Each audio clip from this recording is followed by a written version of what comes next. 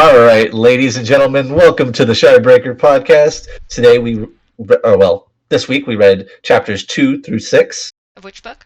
Oh, well, I don't give a shit about this book, but it's the Well of Ascension. Fuck.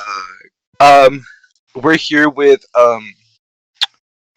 Furry One and Gremlin One, and me, the Lord Ruler of all places. The Lord Ruler. Yeah. Hi, I'm Mythic. This over here to the far side of the screen is Midnight, and then in the middle here you have Darkness. All right, yeah. So we're back with another episode here. So we're gonna be going in with chapter 2 here. So once again we're getting epigraphs. This time, as we know, it's not from the Lord Ruler's. No, it's from somebody else. From somebody else, not from the Lord Ruler's journal. Although we found out it was not the Lord Ruler. Not from that journal. So the epigraph for this chapter is, I have begun to wonder if I am the only sane man left. Can the others not see? They have been waiting so long for their hero to come, the one spoken of in the Terra's prophecies, that they quickly jump to conclusions, presuming that each story and legend applies to this one man. So what do you think of the narrator's thoughts on the others just blindly applying all the legends to one man? Well, I'm assuming this is during the time where, like, what's it called? The deepness. It seems to be implied that it's still before the Ascension. Yeah. So I'm assuming that people are just clinging to that hope of, like, oh my god, he's the one, he's gonna save us all. So, like, it makes sense that they're trying to raise the pedestal there, right, guys? Right. What do you think, Mythic? What do I think about what? The epigraph. So far, from chapter 2, boring. Great. I mean, it definitely gave us a good one in the first one of they can't be trusted unless it's on metal, and then this one was just kind of like, okay. Yeah. I mean, I enjoyed some of the other ones though. Only word. What was it? Only words etched into metal. I write these words in steel. For anything not set in metal cannot be trusted. Yes, thank you. I write all the epigraphs down now. I actually went through and wrote down all of the epigraphs after last session and just did that for all the chapters ahead of time. And oh my god, this guy rambles. I want like a mini Bible of like epigraphs. Anyway, so we'll jump into the chapter. So Vin is jumping away from the coin that was shot at her, because as we left chapter 1, we had, I think she was getting attacked and she thought it was from the Watcher. So she tells Orisur to go, although he's already... Nothing. Continue. Although he's already running off to an alleyway. She burns steel and sees more coins shooting towards her after a moment, and she deflects them by pushing them away. A group of 8 men then appear in the mist, assassins, not the Watcher. So Vin's pouch of coins is pushed away from her, and she notes that 2 of the men also have coin pouches, although she doesn't push them away from them in case she needs their coins later. Vin also notes these men are likely here to kill Elend, the king of the Central Dominance, and the man she loves. Of the 8 men, Vin determines 4 to be thugs, 2 to be coin shots, 1 to be a lurcher, and the last one to be a smoker. So what were your initial thoughts on this group of 8? Like how they're like, the misting group is comprised? I didn't know that was... Okay, so I mean, we obviously know other things afterwards, but I don't remember what my thoughts were. No, you guys didn't really have thoughts on that? Well, I don't remember. I'm sure I did, but I don't remember what they were. Is the problem? My thoughts were like, oh, they're trying to kill him. Okay. So I just find it interesting sometimes how like the misting group, like the little misting assassin groups, are kind of comprised, like how they kind of pair them up together. Oh yeah, I mean, it's definitely strategic. That's pretty cool. Mm-hmm.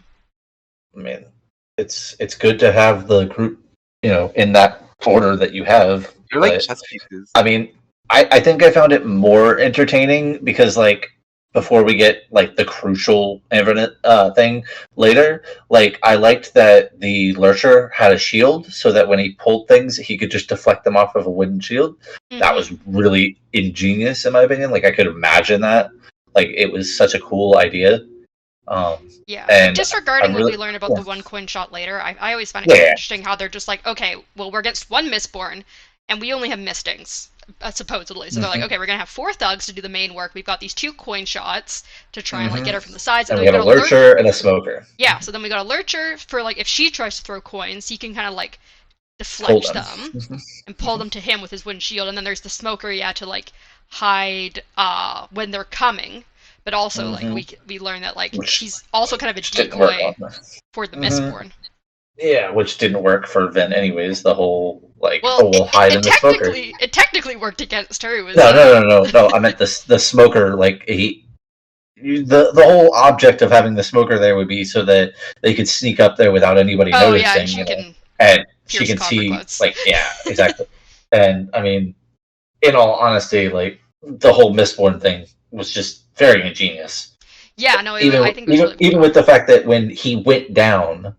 And I'm like, okay, she's just fucking killing these people one by one. And then it's like later, oh, he's not down? I'm like, that was pretty cool. Yeah, because he likely burned pewter to stop from being super damaged. Which is pretty cool. It's definitely an ingenious way of, setting everything up. Mm-hmm. But I do remember, even before we got the information, thinking to myself that they weren't there due to Ellen's father. Oh, you did think that ahead of time? Yeah, I did think. I didn't know where they would be from, but I had a feeling like the way that they were fighting and like the ingenious like stuff that they did, it seemed almost as if they knew she was there, and it was like they were targeting her first. And so I was like, I feel like the father, while he's probably somewhat smart, isn't that smart. Like, I feel like he would have just been like, oh, go kill my son. Yeah. And not really set him up for the whole, like, you're going to fight a Mistborn thing. Who killed the Lord Ruler. That's the other thing that I thought was really crazy. The fact that this woman, supposedly, single-handedly killed the Lord Ruler. Yeah. And you're, like, going to just go fight her? Like, that's what they kind of weird in there. Well, even that, though, like, I mean, like, they don't know, obviously, the whole thing that, because we do, because we get to see through her eyes, but, like, in my opinion, when she was, like, fighting them, all I could think to myself before they started really going down one by one was that, like, you just, like, kind of fought these 2 Steel Inquisitors, like, and you didn't even really fight them, you, like, distracted them. But so effectively, and these people should not be giving you problems. Yeah. Like, the way she was ingeniously doing that was crazy. And, like, then she just kind of seemed nerfed here.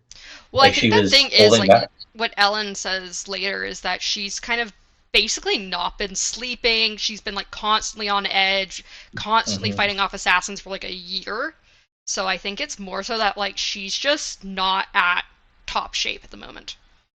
So, why don't we just skip a year? Man, I want to know all the other shit that happened in between the year. You wanted to see all the government setup and everything? Yeah, I mean, not even just the government setup, but, like, give us some information on some other shit. Like, I want to know about their relationship beforehand. We just jump into a relationship they got? Like, you get a whole, like, kiss scene, and then it's like, oh, well, 1 year later.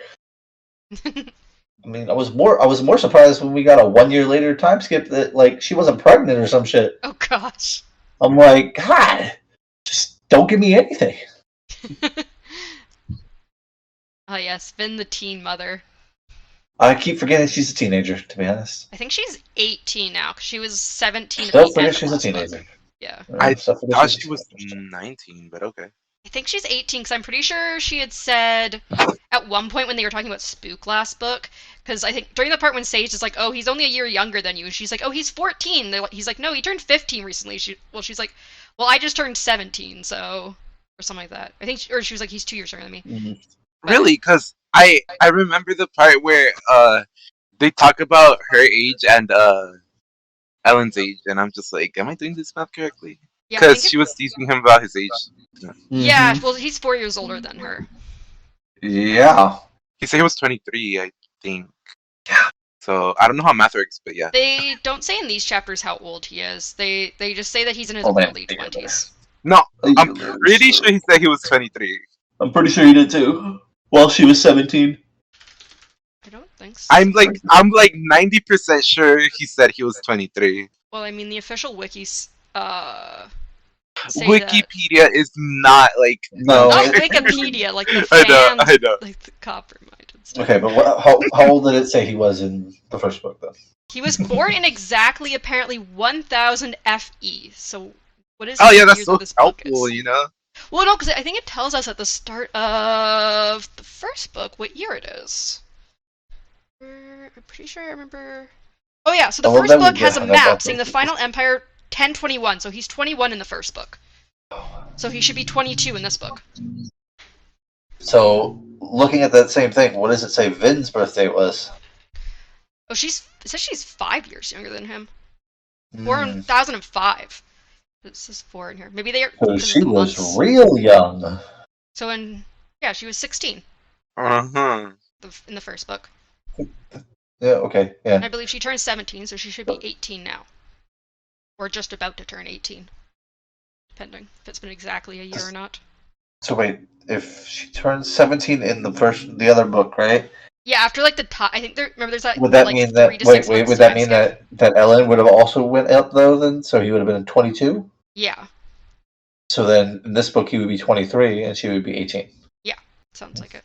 Which technically I was right. But sounds like Ellen's a groomer. Oh my gosh. Anyways, so where were we? So Vin, We were derailing, of course. yes. So Vin jumps off of a coin, but one of the coin shots pushes it away, and Vin drops back down. She wants them to think that they have her trapped. The thugs begin to approach, and Vin then slices at one's thighs and was able to use coins shot at her by one of the coin shots to get out of the way of the thugs. More coins. Because her bag was gone. Yeah. More coins are then shot at her, and Vin pushes them at the thugs, but the lurcher pulls them to him and his wooden shield instead. Vin then moves to the one coin shot who is down and kills him with obsidian blades before taking his coin pouch. Vin then uses the coin pouch to jump over the thugs and head towards the second coin shot. However, as she gets close, a coin shoots out and she pushes herself out of the way before realizing that it seemed to be aimed not at her, but the other coin shot. Both her and the other coin shot are confused, and Vin burns tin to see the Watcher standing on top of a nearby building. What did you think of the Watcher shooting a coin into this fight randomly? Why do you think they did that? Because I had a lot of theories on this, but something tells me it's like the return of Kelsey, or someone who's very similar. I Interesting. thought he was just weird. I mean, he's definitely weird, but so is That's Kelsey. pretty much all my like thought was just like, okay, you know what? Y'all do your own thing. Like, Alright. So the thugs.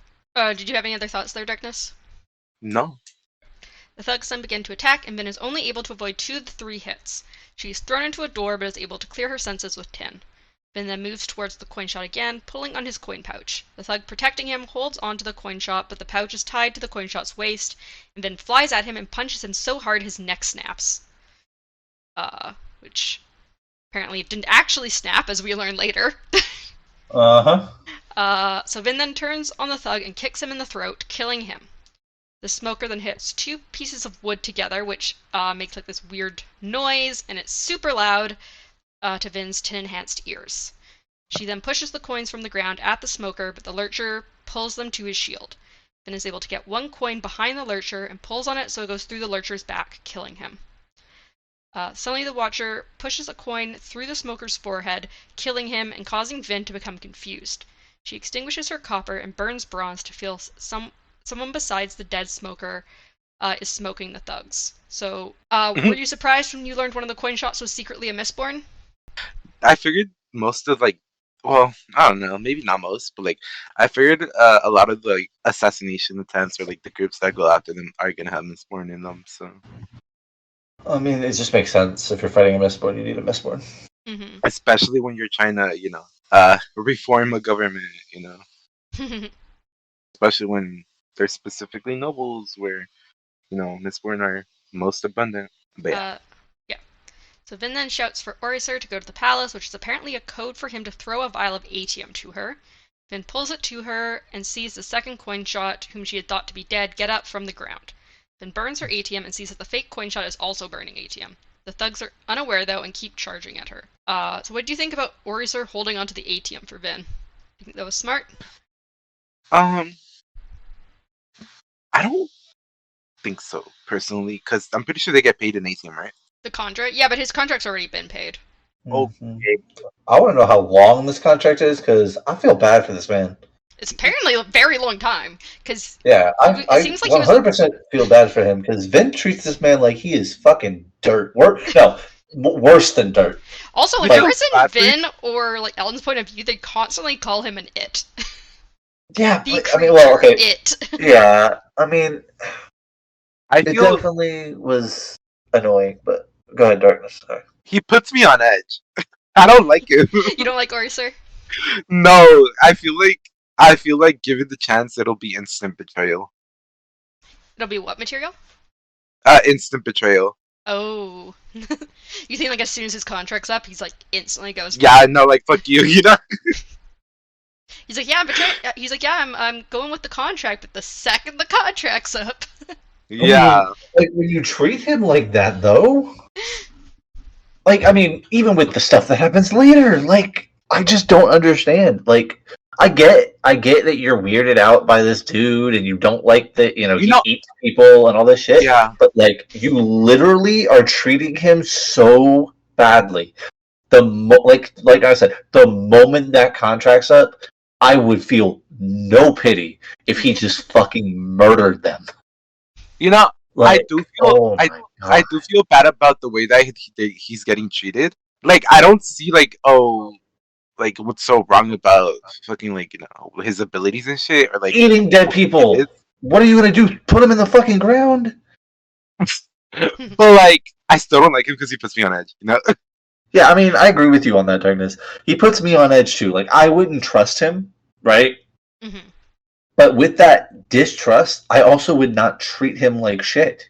I try to Yeah. treat him good. Like, honestly, I would just try to keep him at a distance instead That's of. what I don't Like, understand. Like technically, like both his and her life are in his and her like they're like mutual trust hands. You know? yeah, but I Yeah. mean, like, even when here later, right? When now she's murdered all these people, and he goes, "Hey, can I eat one of those bodies?" She's just like, "No, you can't." And sure, she gives a slightly decent reason, I guess, but like of that, like we don't want them their faces being seen. But like, honestly, I don't feel like that would be that big of a deal. Like, I feel like I she's don't. making it worse just because she Yeah. doesn't want to see him eat people. It's the fact that there's like that like hidden sense of like morality where like like that's a little disgusting. You're not gonna do that while I'm here. Mm-hmm. But like you literally like murdered them. So Like you don't have to watch. That's not. That's Yeah. something that's part of the deal. Legitimately. I also thought of a really like weird idea for the Conjurer because I kind of want to know if it would work. And it kind of gets solidified later on like some things like that he can change some things, like he can make things that wouldn't be in whatever the being he is. And so I'm wondering if like he ate all of them, if he could pretty much like craft himself a different body, like that wouldn't look anything like any of them. Like I take this dude's like hair and this dude's eyes and this dude, like just mix and match some body parts and like You know what? kind of Or form I a feel different. like I feel like even just like, can you not just like eat part of them, like part of their Mhm. like some of their bones to like replace the bones that you had? So you're because like one of her issues is like, oh, I don't want to keep like people are gonna talk if I keep changing stewards, but it's like, can you not like keep Like the I said, good face and point, try to but- eat someone of similar height? Yeah, like good point. She makes a good point with that, and like she even makes a good point later when she forces him to do the one thing. But it's just like it's almost like you're telling this man he is like inherently evil, and you don't like him. And You know- what person deserves that? Like at all? It's He's not even supposed to that. be helped you. It's not even that hard to just be like, oh yeah, anonymity, like a mask, like put something on, like Exactly. Put your hood up.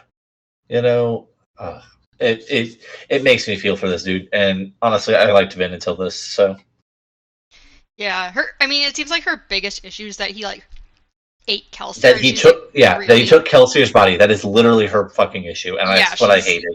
Yeah, When she she's, states like, that later, really- I was like, "Girl, get the fuck over it." And it's not like it even was his choice, considering the fact that he was ordered to do it. Yeah, And like clearly, Kelsier was in all the like, for it. He's like, yeah, take my fucking body. Like, yeah, respect and Kelsier's choices in death. in the next few chapters, we also find out like if he's forced to like if they command him, he has to do it regardless. Mm-hmm. I feel like it's not any different than like people who like offer themselves up to be organ donors. It's like, yes, use my body to do further good. No, see, all right. I would be on Vin's side with this, right? If he was just walking around in Kelsier's body all the time. But this Yeah, but he man, switched bodies. yeah, he literally came to people to show them, like, kind of like, I'm coming as your prophet kind of idea, and then he didn't do it again. He stopped being Kelsier. So Yeah, why? I think he like literally only did the one night of that for Yeah. the rebellion, and then was like, okay, Like- bye.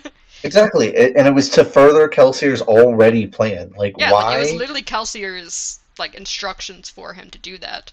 Like that's what the nod was for that he gave Renault. I'm pretty sure. I was just like, this is ridiculous. And then like the whole later they make the comment of, oh well, I also didn't have a really good relationship with Renault, and I'm like, but like you didn't have this relationship with him. Like, I wonder what would happen if he ate the Lord Ruler's body.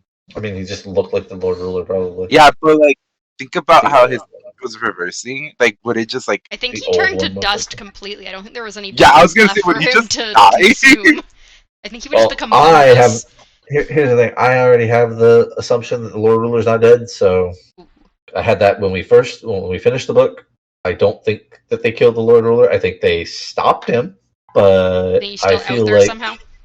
kind of like a lich with a phylactery. I feel like he had some plan in case he were to perish, that he can come back somehow. A deal with a god maybe, like Hoyd. I don't know. Or I'm still hoping, because Hoyd so far seems very neutral of a god. So in my opinion, there should be some good and bad gods. We don't even know if he is a god. He's a fucking god. This man goes between fucking He might just be a universes. fucking traveler, bro. This man goes between universes, and he can change his look, and he can fucking do all these little things. Like, nah, this man's a god. There's no way. I can do all that and better. Really? So wait, you can become an old man to like completely different change, like younger of you? Yeah, you can't.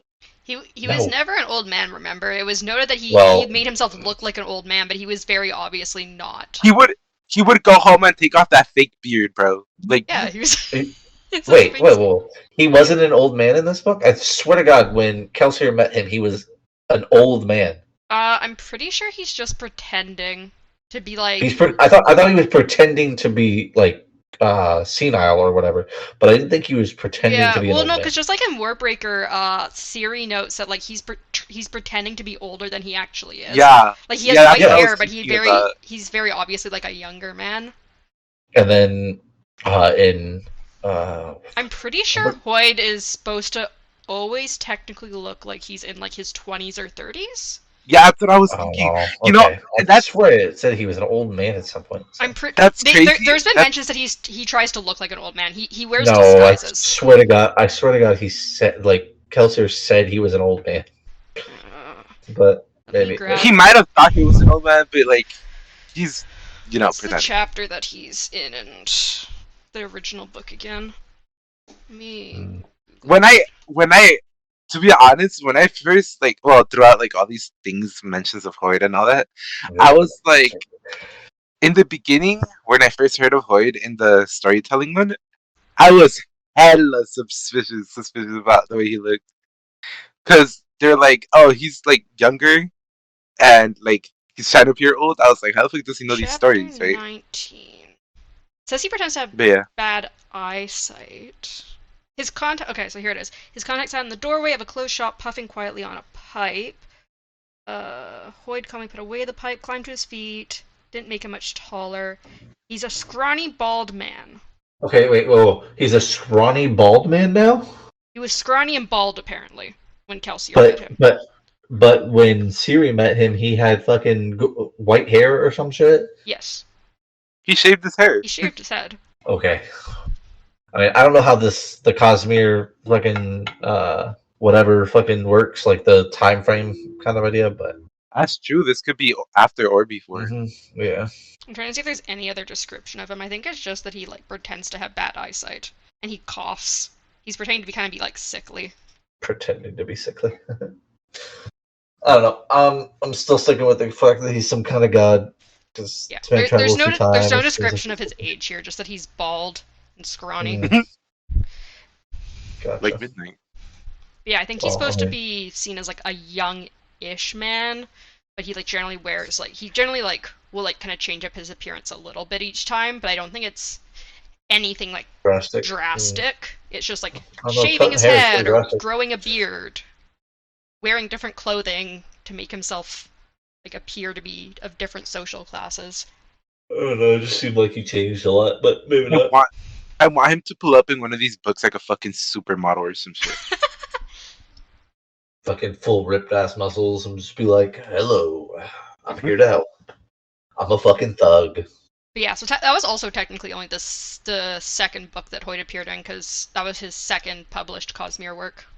Because it was Elantris, then Mistborn, and then Warbreaker. So wait, so this is the second time he supposedly appears in the Cosmere? Well, I don't know. I need to know what the actual timeline is, but for Brandon's writing, this is the second time he's written about it. Because that would make sense. Because wasn't he like portraying a like whatever the fuck those things were called, where they were bald and fucking shit?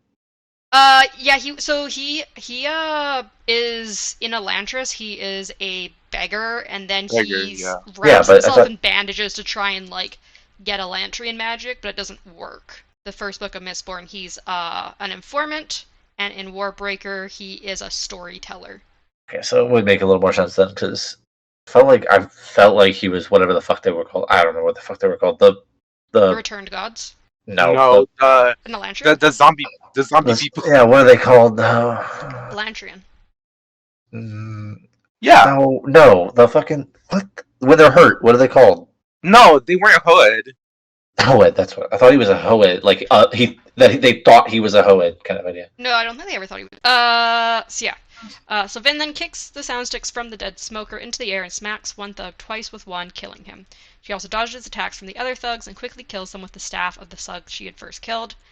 The Mistborn then shoots coins at Orisur, but Vin ignores Orisur's cries of pain as she throws the staff at the Mistborn. Mistborn's ATM runs out, and Vin quickly kills him. Her own ATM then runs out, and she finds her adrenaline running out as she watches the Watcher jump off into the mists.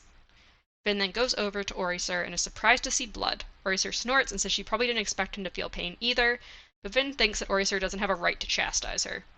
So I have a question. Is there any more family members in the Venture family, like that we know of? As far as we're aware, I don't. Wasn't there one that like he was away and that's why Ellen was getting the throne kind of thing? No, you're thinking of Elantris, where there was is that what I'm thinking of? Okay. Where Rowden, they cut out Rowden having a brother coming back. Is that what I'm thinking of? Okay, but well, I asked the question. Ellen seems to be an only child, and we have no idea anything about his mom. Okay, so the only reason I questioned that was because his father is like very adamant about that. He doesn't want his son to succeed and all this bullshit. I think he says that he wished that Ellen was dead and that his nephew could take over instead. So nephew. Okay, so I remember there being somebody else. Yeah, okay. sorry, I think there was a nephew. I knew he had somebody else he wanted to succeed. Okay. And then my next question is, I mean, we already kind of know Ellen doesn't seem to have any powers, or at least he hasn't shown any powers. Yeah, at this point, you'd think he probably would have told Vin. Yeah, or no, at this point, I feel like he would have awakened them already. Snapped, yeah. Yeah, he definitely would have with what was going on. But okay, so. But he does have Elementers in his family, so if he does have kids with Vin, they'll very high chance that they have Elementers. I mean, we don't. I haven't seen his dad do anything, right? His dad is a Tenai. We did get confirmation of that. Okay. Yes. Okay, so he's a Tenai. All right. I just realized that there's a pretty high chance in this world, in this kingdom specifically, that Vin could be his sister. That Vin could be his what? No, definitely.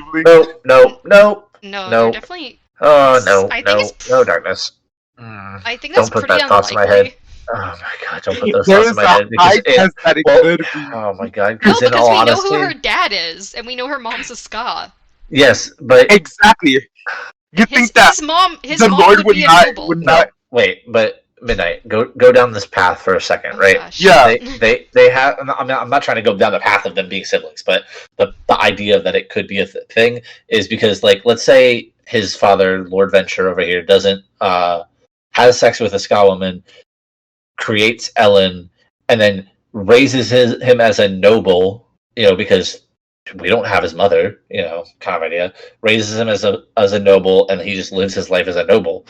Like, it would kind of make sense on why he's so like uh Hated? gun ho Yeah. on fucking Ska. Yeah, but So we also do know that Strathventure has absolutely no issue killing Ska women that have been slept with, though, considering he killed the one Ska woman Ellen slept with. but in the same vein though, didn't the other guy also say that he killed everyone and only one of them Exactly. got away? Like, Mm-hmm. And not only that, and, but I and, don't even know what the time frame was for her mother, like pretending to be noble or whatever. But like, yeah, like that's another thing I was gonna say, because like they do pretend to be noble, and maybe you had sex, you had a child. She literally went through the whole term, while she's pretending to be noble, and then not noble anymore. Do we know how much older Reen was? Because Reen would have known if they had another brother, depending on how much older he I was don't. Green then. is I dead. don't. He can't say shit regardless. No, So Well, before no, that. but I mean, I don't know. I don't okay, have it on but my notes, that's a so scary ass idea because that is a high chance. Yeah, it doesn't mention how much older he is, just that he's older, I think. weird. Anyway, we're gonna act like I didn't just Loki destroy a little bit of that, I mean, relationship. I don't think there's any chance. well, first off, Midnight has all the information, so we can't like make a theory and it come true, unless it's actually true. Well, So, to be fair, without a DNA test, we don't really know either. So, no, We don't have DNA tests. I mean, exactly. in all honesty, Midnight might actually know. Maybe his mother comes in or something. I'm still hoping that there's another Venture child out there, or the nephew, or whatever, because this man is And- trying to take a city, and he might not be that old, but I don't think he needs to be Oh the yeah, ruler. I we think he we do needs to get have somebody else. confirmation in the first book that Ellen at least grew up with his mom, because we get a quote from Ellen in the book one that his mom told him that it does gentlemen good to wait upon a lady's whims. So he Yeah, at least had his mom for a good part of his life. So it's very unlikely that she was You're killed. telling me that Lord Venture wouldn't be able to get a substitute person as a mom? I guess that's true. She could be a fake mom. or I mean, like, Are you maybe telling that's me where that?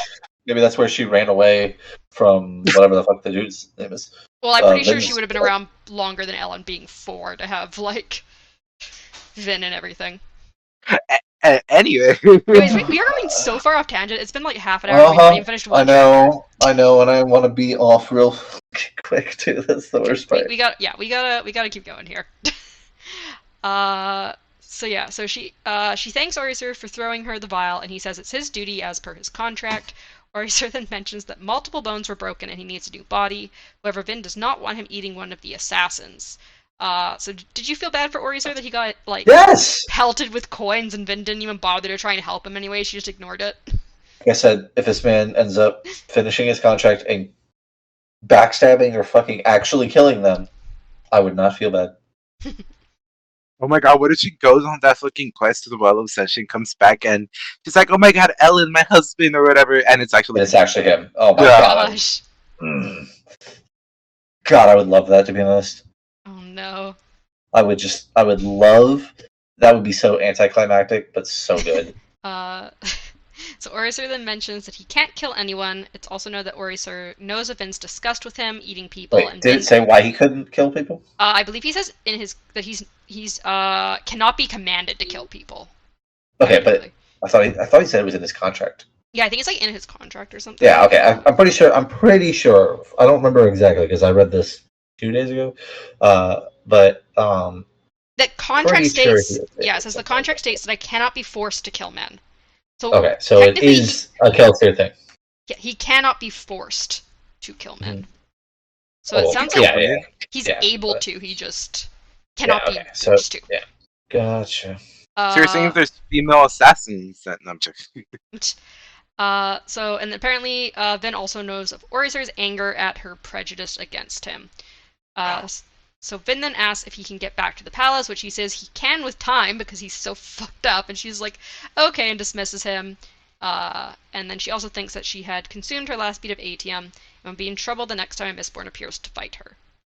That's the end of chapter 2. Ew. So chapter 3, the epigraph is, my brethren ignore the rest of the facts. They cannot connect the other strange things that are happening. They are deaf to my objections and blind to my discoveries. So, what other strange things do you think might be happening? Oh, the deepness, maybe? Tap tap, hello? I can hear you. Okay, good. Somebody can hear me. I don't know what happened to darkness.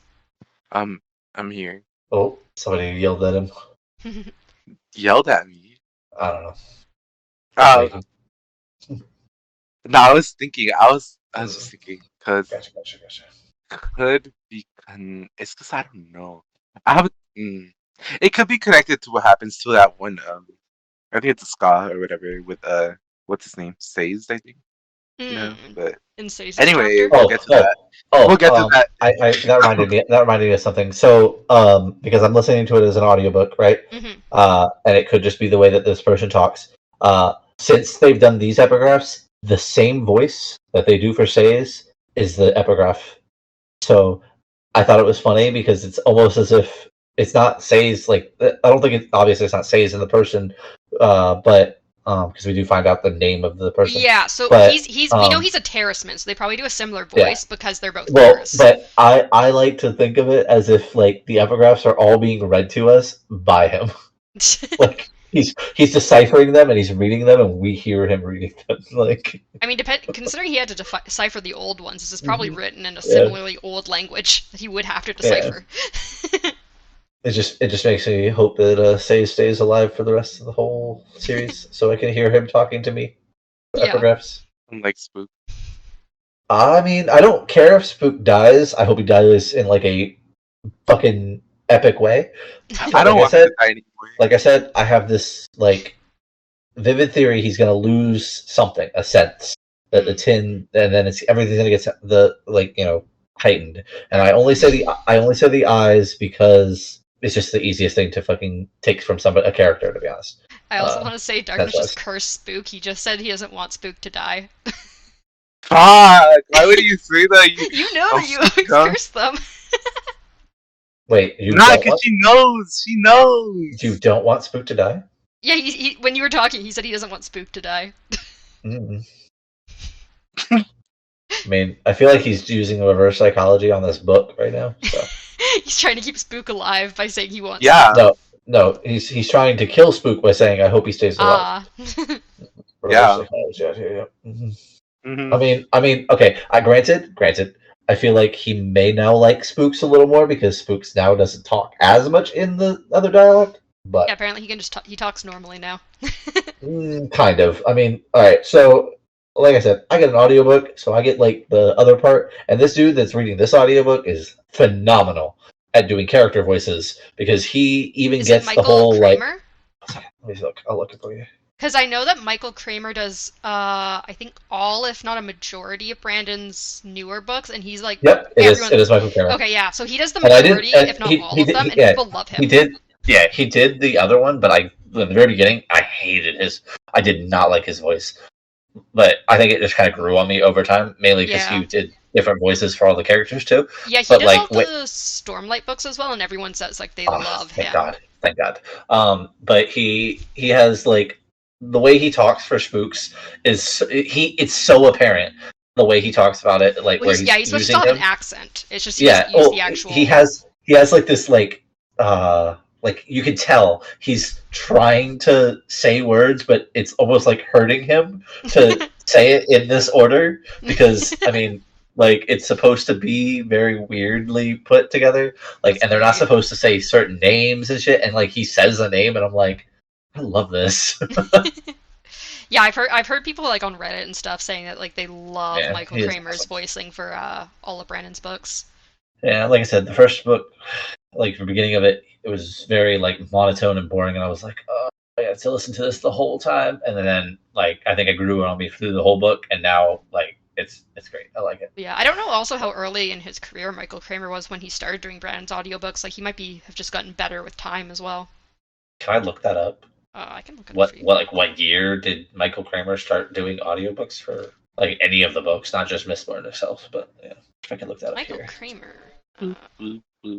Oh damn, he's done like a fuck ton of books. He's been Yeah, doing yeah, books since what 1994 it looks like. Damn. With his most recent ones being this year. Yes, man. There's 17 pages of books on Audible from narrated by Michael Kramer. Damn. That's crazy. And like each page has like 10, I think, on it. Anyways, we're getting on a tangent again. We keep getting off Oh, topic. I'm sorry. He did 334 books on Audible. Yeah, that's a lot of books. So we start this chapter with Ellen's point of view, as he thinks that he's probably read and learned more about politics and economics than any other man in the Empire. However, he had not anticipated how frustrating a parliamentary council would be. He goes to get himself some wine and then reconsiders it because he needs to finish the proposal he's writing about. Ellen notes that half of the 24-person council wanted to surrender to Strathventure, while the other half wanted to attack now, and they couldn't come to an agreement. However, Ellen was writing a proposal to stop the council from making a rash decision until he had at least spoken to his father directly. So, do you think Ellen's council is a good idea for his government, or is it too much in a time of such turmoil? Do you think like he should have waited? No, I definitely think the council's good. And then I definitely am so happy that Ellen got the kingly seat, because honestly, if they put fucking Vin in charge, she already would have fucking taken control of this like the fucking Lord Ruler. They put who in charge? If they put Vin in charge, I don't think Vin would have wanted to be in charge. I'm gonna be honest. But like she's already made she makes comment later about the fact that like, well, why don't you just force them to do it? And I'm like, bitch, did you just stop this fucking type of person? Well, I think also she says that because she knows Ellen's a good person. She's like, I know he'll make the right decision, so like just do it. You make the right decision. Yeah, but he's saying that her viewpoint was like, oh, why don't you just like force them? So like if she were the one ruling, she would rule like the Lord Ruler. Yes. Again, I just don't think she would have ever agreed to rule no matter what. Okay, but if she's saying that though, oh god, we're gonna get on a tangent here. But even though her saying that, right? Like the fact that she goes, "Oh, you're a good person, so of course you could do it." Fucking good men get corrupt all the goddamn time. This man just get corrupt with power. Also, I don't know about that way he's trying to run the government. Okay. Oh, you don't think it's good? The I like the democracy. I like democracy. All I'm saying is that like Loki, look at Warbreaker, right? I see. And I don't know, it just feels like there's a lot of corruption that could just sway things too easily. So Ellen can hear Vin walking on top of the roof, doing her nightly rounds. Apparently she had already told him of the assassins, and he wonders if telling the council about it would make them more or less likely to want to surrender to Strathventure. He also wonders if the Lord Ruler had been right to keep all the power to one person, as it kept the country stable. However, he wasn't immortal like the Lord Ruler had been. Ellen hopes that he can create a stable government, but thinks that they'll have to survive the next few months first. We then switch to Vin's point of view as she thinks about how she had killed the Lord Ruler, but she had been lucky enough to be able to exploit his trick and not heroic like others said. Apparently dozens of warlords now squabbled over land, but only Straff had decided to try to march on Luthadel. Vin wonders what Straff will do now that Vin has killed his assassins, because at this point she still thinks that they were his. Vin quickly checks on Ellen, but he's still writing at his desk. She notes that Ellen is 4 years older than her, and that he's changed little since becoming king. She notes that he's the best person she has met, and that he somehow loves her, which she finds more amazing than the fact that she had a part in the Lord Ruler's death. Because she still has absolutely no self-confidence in herself. I'll be right back. You can keep going. I'm watching you on my phone, so. Okay. Vin worries about how far she is stretched, and that the Watcher could have killed Ellen while she was fighting the assassins if he had wanted to. She also worries if they somehow defend Luthadel against Straff, others will come to fight them. So why do you think the Watcher didn't go kill Ellen while Vin was busy? Because that's not his goal. What do you think his goal is then? His goal is to obviously yeah.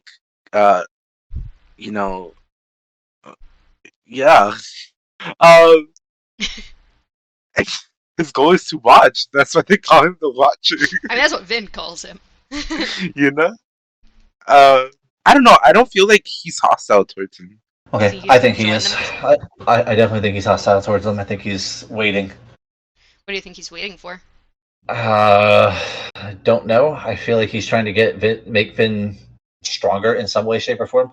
I don't know why. It's fashion. I have theories on why, but like they go into like power dynamics that we don't have like a committed idea that this exists. But like defeating Mistborns might make you in some way stronger. Kind of like a battle when you're in a battle, a hard fought battle, you come out stronger than you were before. Mm.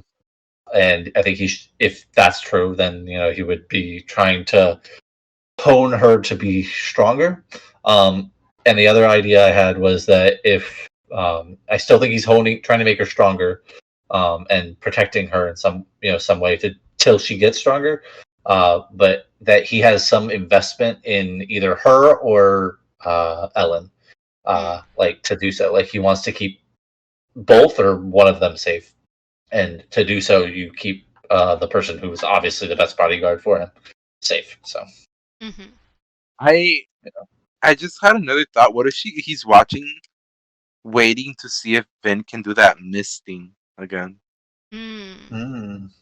That's possible too. Yeah, I didn't even think What if about he's that. like, oh my god, it's for real? Like, let me like train her in that shit or something. Well, I mean, he hasn't shown that he can do it though. Well, he hasn't shown much. I mean, he showed some powers, but yeah. We know he's a Mistborn. Yeah, 100%. All we know is he's a Mistborn. He seems to have been around for a while, based on Vin knowing about him and keeping an eye out for him constantly. Do you think he's working for anyone, or do you think he's just by himself? I think that he's by himself. At the current moment, probably by himself. Obviously, he's working. But the way you ask that question kind of makes me try to figure out how he could be working for somebody else. No, but like we know he's working for Ellen. That he's trying to secretly assassinate Vin. What? But it's like, where the fuck did this come from? Yeah, 100%. Where the fuck did that come from? He actually is in love with Ellen, and he wants to take out his competition. Honestly. Alright. So Vin then burns bronze to check for allomancers around, as unlike others, she can pierce copper clouds. Marsh has also confirmed that Inquisitors could pierce copper clouds, and she was sure the Lord Ruler had been able to as well. Vin also thinks about how she had somehow been able to burn the mist like metal when she had been fighting the Lord Ruler, and she hadn't been able to repeat it. So do you have any thoughts on Vin mentioning how she could burn the mist like metal? Because we knew that she drew upon them, but like she specifically kind of like gives a little more detail here, where she's like, I literally like burned them, like they filled my allomantic reserves. I still think it comes from that one lake. The metal looking lake. Yeah, because if that like low-key evaporates or some shit, it makes the mist or whatever, or some shit happens. So then it's metal in the sky. Yeah. Yeah, and definitely like makes sense. He's able to burn it, so Alright, so Vin. I mean, I agree, yeah. But it also kind of goes with the whole idea that I had about when they use their allomancy, it creates the mist. Yeah, you've got that theory. Mm-hmm. Yeah, but if they use their allomancy and it creates the mist, why would they be able to use it again? Because it still has the metal residue that they're burning in the sky. So they could just forever do it? If they could harness it, yeah. That'd be insane. Right? Could you imagine how strong somebody could be for that? That'd be pretty sweet. So Vin then thinks of Kelsier and that he should have been here to help. That he should have been able to not die to defeat the Lord Ruler. And she then suddenly feels someone burning metals while in a copper cloud. She somehow can't figure out what metals they are being burned, and she sees something made of mist. It lacked solid form, but the form was persistent, and it felt wrong to Vin. The mist figure steps forward, and Vin instantly shoots coins at it, but they just go right through the mist figure. The figure stops, and then puffs away. What did you think of this mist figure? I remember thinking that I think it's another power of Mistborns. Or not of Mistborns, but of Allomancers. Another metal, one of my hopefully 16 metals. Yeah. When I thought of that, I instantly thought of Mythic's theory where like there's a metal that could turn you into a mist wraith or whatever, right? And then I was like, okay, what if like that metal is like the one that turns you into like, Mistborn? And I was yes, like, I 100% think there are two metals out there, one that takes away allomancy and one that gives allomancy. I don't know what the metals are. I don't even have them on my. I have the powers on my list. I haven't put them to a metal yet. But We like, know what takes Allomancy, well, right? yeah, we know one that like removed all the Allomancy out of her body or whatever it was. Like gets rid of all of the metals within her Mhm. at the moment. Yeah, which removes Allomancy in some way, I guess. But like, I feel like the reverse of it would be giving Allomancy. So the give and take part of it. So You know, here's the the push and thing. pull. Now that you guys clarified it, I've been thinking about it like it took it away when it just drained her reserves.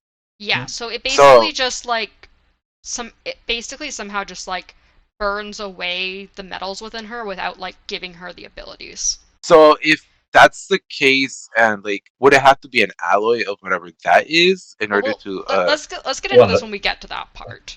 no. Wait, we're getting to that part. Later. Yeah, when she's Oh, so there is a metal that gives Allomancy. Okay. Well, no, I'm saying we're gonna get to mentions of aluminum later in this. yeah. An alloy of Oh, aluminum yeah. is what they talk about.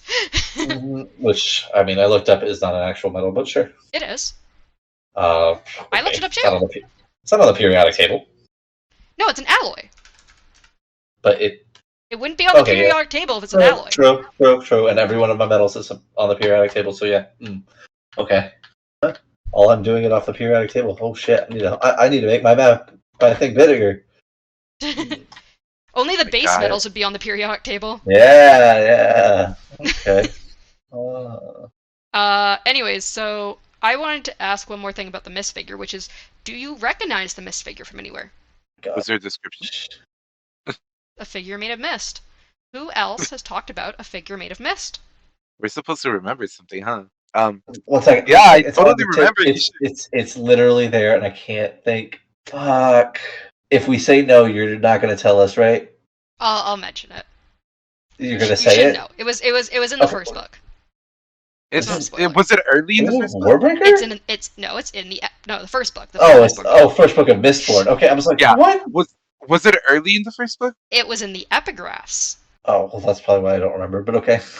Was it the thing watching him?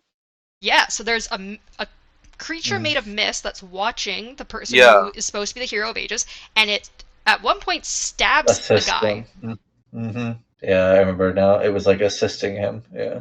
It was like following him, and he was like really concerned about it. It was like following them and watching him at night, and it stabs the guy at one point. So she's the new hero of ages. Yes, 100%. We already knew that, though. Yeah. Like, we've already made that theory, and I'm Midnight's like, no, guys, the deepness sounds stupid. deepness following Midnight? her. Yeah. Midnight? Do you guys think this is related to the deepness, or do you think it's something else? I think everything is related to the deepness. So. I don't think this is related to the deepness. I think this is related more to like, it's because I think this is more related to like the well ascension and the quest rather than the deepness itself. Right. So we go back to Ellen's point of view as he finishes his proposal. He then glances over at a letter which had been sent from his father, stating that he had secured the northern dominance and that Ellen could hand over Luthadel to him now.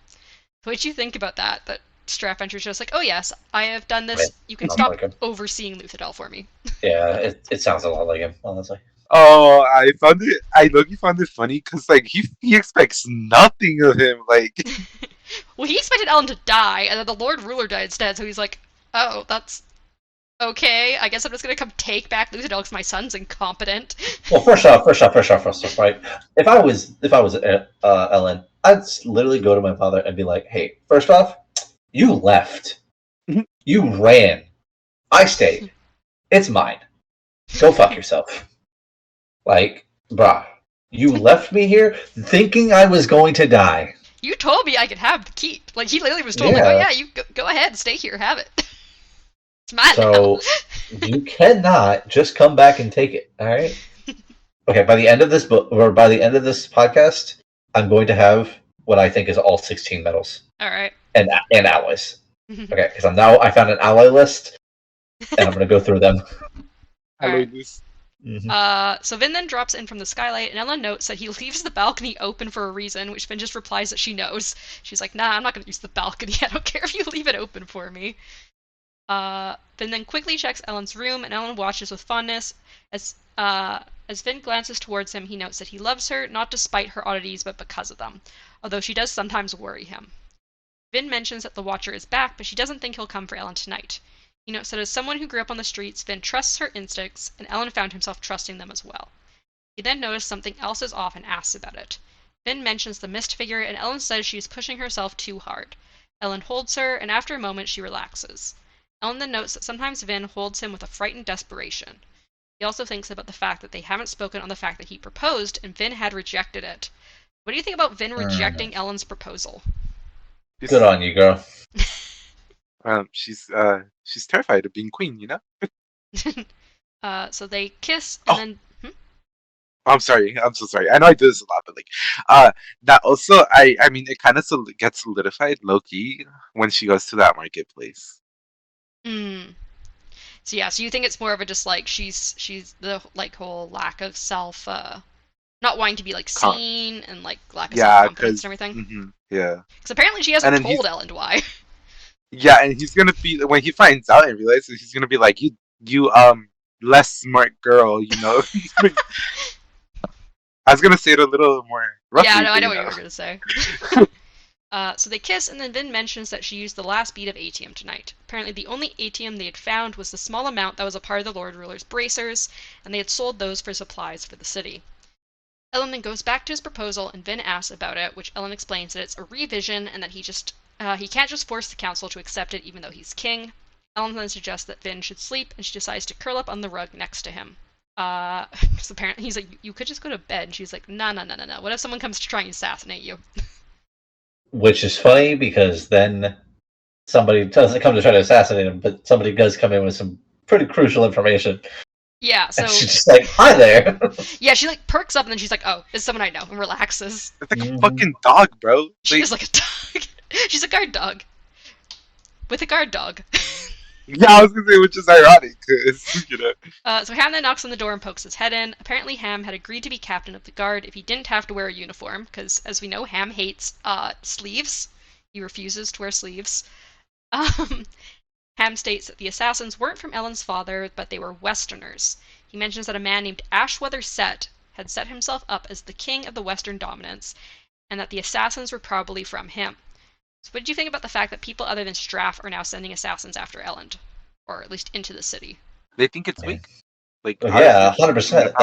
It makes 100% sense. Yeah, it makes sense because, like, you know, the person that they were obviously afraid of is no longer there, so you're going to go try to take it to see if the next person who succeeds them is as, you know, terrifying. And obviously they're going to find out they're not. So, I mean, they did murder your entire group, but... Yeah. So Ham then says that at least they aren't from Ellen's dad, but Ellen says his father has likely only not sent assassins because he doesn't think Ellen is worth it. Ellen then mentions how desperate things are, and Ham jokes that they're at least not facing an immortal god and his all-powerful priests. Ellen chuckles, and they both say right. At least they're not there. And then Chapter 4's epigraph is, perhaps they are right, perhaps I am mad or jealous or simply daft. My name is Quan, philosopher, scholar, traitor. I am the one who discovered Alendi, and I am the one who first proclaimed him to be the hero of ages. I am the one who started all this. So we finally learn who the original hero of ages name was supposed to be, which is Alendi, and it took so much effort for me not to accidentally say his name during the whole first book. I kept wanting to say, oh, Alendi this, Alendi that. I'm gonna call them Juan and like Alan or something. Alan? So... Yeah, are you excited that you're going to get Quan's view on Alendi's journey as the hero of ages and learn more about the times pre-Ascension? Well, Juan's writing obviously it's a big deal, and I have a feeling that Alan is not dead yet. So Alendi. Alan. It's like Ellen, but like, you know, prehistoric. What are your thoughts? What if he's chat? Oh, sorry. I was gonna say, what if he's chatting like the Well of Ascension or some shit? Interesting. I think something else is trapped there. I think the Lord Ruler is trapped there. Well, Rashik apparently may have killed Alendi, so... No. I don't think anything's stated concrete that he's dead. It's just said... That's why I said may have. But, yeah. So locked his ass away. Quick question: rioting and soothing, right? Which one's push and which one's pull? I believe Soothing is pulling push, is right? riding. Yeah, that makes sense. Okay, all right, I got it right. Okay, I just want to make sure. I'm just double checking here. You shouldn't have to double check. You should know these things. You see, this is why you can't put women in charge. Oh Wow. my god! I mean, he did say he was gonna do it. Don't come at me. I'm all for equal rights. You know? Yeah, I think riding is pulling. Okay. Thank you. Yeah. I'm just putting all my powers in real quick because I made a new table again. So we have a Sazed point of view, which is fun. He's examining a dead body, and he asks about the man's death, and a leathery-skinned man says that this guy had suddenly stiffened, fell to the ground, and, like, wiggled about, and then was dead. Saze searches within his medical copper mind and notes that there are some illnesses that cause death like that, but they rarely happen suddenly like this. Sazed has the man, named Tur, repeat what exactly had happened again. Tur mentions how the dead man, Jed, had apparently been working the fields as he'd obviously realized that, with or without lords, they would need food for the winter. It was morning, but the mists were out, causing Tur to stop. But before he could call out, the mist swirled around Jed and he fell and died, as previously explained. So what did you think of the death of this farmer, Jed? That is the deepness. Mm-hmm. Which is the mist. Do you think the mist or the deepness? I think it's two separate things here. So you think the mists at night are different than the mists during the day? Something like that, yeah. I don't know. I have some theories, and they need a little bit more working on because I don't have enough information. But we'll see. Yeah, I wonder why we don't have any information. Because the podcast getting led by a woman. Yeah, I set it up for that. Thank you. I need to stop before I get canceled. Real quick. So I have it. I think I have it on here. What was it? We haven't figured it out yet. We haven't gotten to the chapter. Never mind. We'll get to that part. Okay. We're bad. Okay. Did you have any thoughts though about the death? There seemed to be. No, it's the deepness. It's the deepness. Okay, that's it. Okay. Yeah. I think. Well, first off, I think it's not going to just kill people. I think it's going to like infect people. And this person was just not strong enough for him to do that. So it's like testing. It's testing it out. Yeah, it's testing it out until it can find somebody who can like withstand the mist, and then it's gonna do its fucking thing. Poor Jed. Whatever it is. I mean, the man wasn't strong enough. I want to get that random character POV again, bro. I want to see who it is this time. Usually they happen closer to the end of the book, so you'll have to wait a bit. Yeah. So Seiza notes that he had his own experience with mist during the day a few weeks ago. He then asks for a shovel. Seiza digs the grave by himself and then rolls the body inside before searching his religion Coppermind for a suitable theology. He pulls out the memories of the Hada, a southern religion that had an agricultural deity. He breaks a long branch off a shrub nearby and drives it into the dirt next to the corpse's head before beginning to fill in the grave. Seize thinks about how depressed and chaotic things have been since the Lord Ruler's passing, and wonders if things will get better for these people as he had hoped. However, halfway through filling the grave, some of the peasants begin helping, and he finds himself feeling more hopeful. So do you think there's hope for the Ska? Do you think they'll be able to get through this chaotic time? Yeah, I hope so. No, the Ska shall all fall. Anyway, Man, hey, I was just thinking, what if like the religion and stuff have like hell of a lot more impact than what we think it does? What sort of impact do you think they'll have? Like, what if it's like, I don't know, it's like difficult because we know that there is some quote unquote prophecy, so there's like some power that actually was able to predict stuff or whatever. So I guess whatever religion they had would technically be seen as right. And then it's there's so many things I need to like think through before I even mention how I think this affects stuff. But like mainly how I think about this is like all those beliefs, like that all those religions that Seize has accumulated, like at some point were believed hardcore, and like it actually like how Kelsier did his thing where like he created his own religion for like a bit or whatever. I feel like most of those are like that. Like instead of like baseless beliefs on like a non-physical god, because it seems to that people like believe that strongly in that if there's like physical proof like the Lord Ruler and Kelsier. So like yeah, I feel like there was a lot of that throughout this whole world. Yeah, Like this specifically, world. interesting. So Tor then asks what Sage had done, and he explains it was an old religious ceremony and asked if they'd like to know about it. However, instead, a woman asks when the Lord Ruler is returning and why he had abandoned them. Sage suggests it was time for a change. Sage then thinks for a moment that the religions he had memorized aren't of interest to the people, but he thinks he can't blame them when all this is happening. He instead mentions that he has more practical things he can teach them. And that is the end of Sage's short chapter. That part, Loki, like made me sad. I know Like he poor worked so Sage, hard like, to remember yeah, all these religions, and then he's like, wow, no one and no one cares. cares. Yeah, I would have cared, to be honest, but I would I hire like him. religion, so I I find would hire him to storytell me.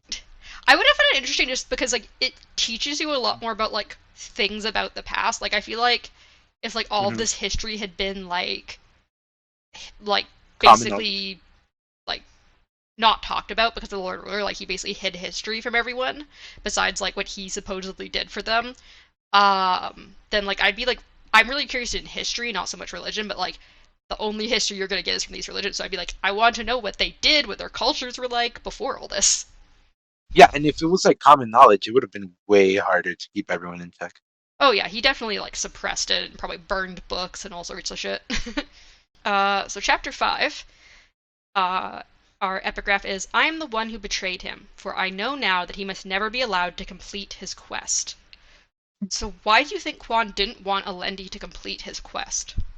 wait. Quan didn't want Alendi to complete his So quest. here, I was considering like, what if he was like grasping for that uh hope that I was talking about, where everyone was like justifying stuff, and then he realized like, oh, everything around him is kind of fucking up. Like people are dying. He was like, oh, you know what? I need to like stop this because I was wrong. This is not the Hero of Ages, and it's actually been, But yeah. Yeah, because Mythic, remember we learned from the previous book that Quan apparently found Alendi, called him the Hero of Ages, and then like he turned his back on Alendi. He was like, no, actually, he's not the hero anymore. But by that point, all of the other people were like, oh yes, he is. So they didn't believe him. So he's saying that in this epigraph, he says, I'm the one who betrayed him, for I now know that he must never be allowed to complete his quest. Do you think? I mean, wasn't he murdered or something? Quan? Yeah. No. Alendi states that he should have killed like Quan. Like people thought he should have, but he didn't. But that if he ever saw Quan again, he might. Was all we know. Like he could be killed, and he could have been killed in other ways. We don't know what happened to Quan yet. But all we know is he was alive last time Alendi saw him. Or Was there a question? I'm sorry. Was Well, there a yeah. question? So Mythic. My question had been that Darkness had already answered. Is why do you think Quan didn't want Alendi to complete his quest of going to the well? Because I mean, it kind of goes with the thing that I thought in general that he's trapped in there. But I'm thinking that maybe in order to defeat the deepness, you kind of have to like allow it to take you, I guess. Because I'm going on the theory, obviously, of like the mist is encompassing a body; it has to be strong enough to hold it, and then like it tries to take control, and so like kind of like what in fiction werewolves would do to themselves, where they would lock themselves up, and then before they shifted, he had to be the one to lock himself over, and then like allow it into him, so that it would be stuck in him forever, kind of idea. Is my thought, but. So my second question to this is: considering Quan thinks Alendi should never be allowed to complete his quest, do you think the world could have somehow been worse off with Alendi as the one who ascended instead of Rashek? Or do you think Quan was wrong? I think he was right because he was seeing him get like too corrupted for the cause. Yeah, I kind of agree on that. So we go back to Vin's point of view for this chapter. So the only reason what I was gonna say was that the only reason I think that it's not that like he thought like when Rashak would take it and then like he thought it would be worse is because if it was, Vin wouldn't be the person that we think she is, the new chosen one. Yeah, and we all know like Vin's little self-conscious self is not gonna be like, oh, like I can do like all this, Mhm. for myself. So we go back to Vin's point of view for this chapter. She's glancing around the marketplace, feeling the anxiety of the people. She notes that many nobles and merchants had left in the past year, but many Ska had come to Luthadel because of the freedom that Elend had promised. Elend had abolished the law of the Ska not being able to be merchants, and thus the street that had once been fancy tailor shops had evolved into a bustling bazaar. With Straff's army here, the bazaar was busier than ever, but had less street performers. Elend had also barred the 8 gates, and Vin wonders if anyone here regretted not leaving. Vin notes that Elend's laws had been able to rid the streets of the poor, but hadn't been able to rid the streets of the poor, but it still made life better for them, as there were more people with money to give them handouts, and also more people to steal from with less worry of being maimed for stealing. So, do you like the changes that are happening in Luthadel? Do you think it's like good for Luthadel, all these changes? I don't necessarily think they are better in all ways. I don't know. I feel like there's a lot of holes in the way he's trying to fix this, and it's like not going well. I just don't feel like it's as strong as he thinks it is. Well, he's also just kind of starting. It's fair. Because the thing is, like, kind of what Vin notes is that, like, people are doing better. Like, because, like, the Ska are able to actually make money for themselves. So, like, there's, like, different types of, like, people can be merchants and, like, they can own their own stuff. And, like, even the poor people are, like, doing well. Like, they're still doing better than she did as a street urchin. They are, though, so, yeah. You think the changes are good, Mythic, or do you agree with Darkness? I think the changes of Ellen's rule are good. Yeah, it's like the changes that are happening in Yes. Luthadel, just like, do you think it's becoming a better city? Yes. Yeah. I think it's slowly becoming a better city, for sure, yes. So Vin notices a ball gown shop and wonders if she is technically a noble now since she is with Elend the king. As she stares at herself in the glass of the store, she notices her earring and thinks on her mother, her half-brother, and her full sister who had been killed. So I don't remember if it had been like specifically stated before, but yeah, the sister was definitely a full sister apparently.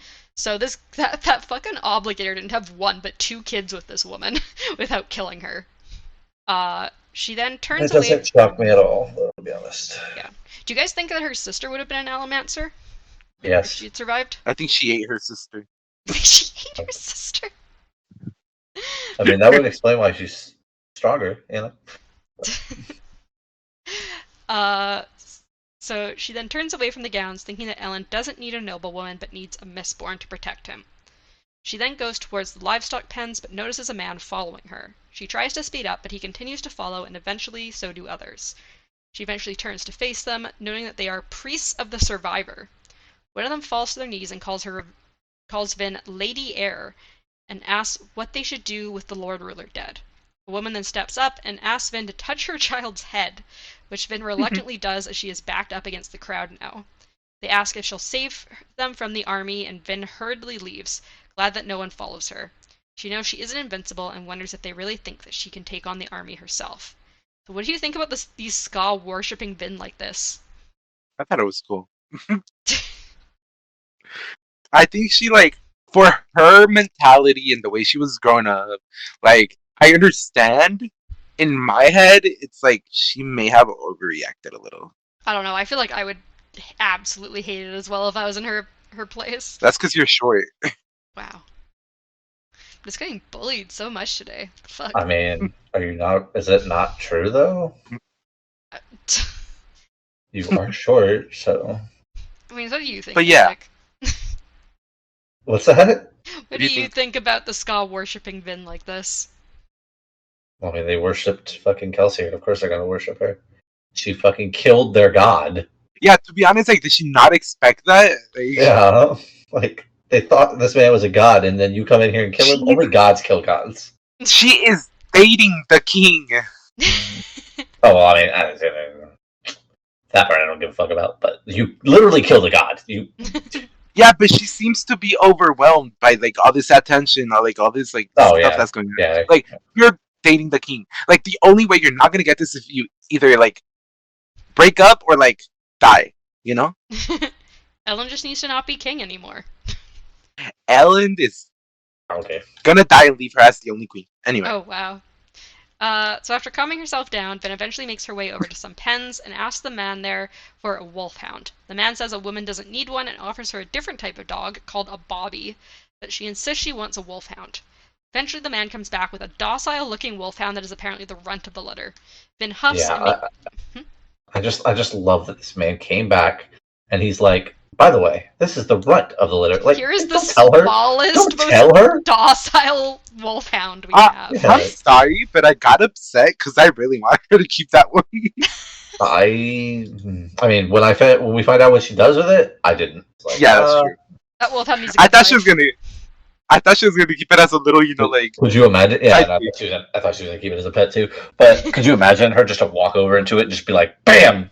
All right, I killed the runt." It's like, Like, Jesus. Honestly.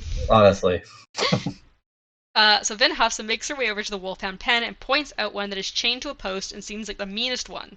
The man insists that he couldn't possibly sell it to Vin, but she goes into the cage, punches the dog in the head to knock it unconscious, and then asks for a leash. The man hands her a leash and she ties the dog's feet together before throwing the wolfhound over her shoulder.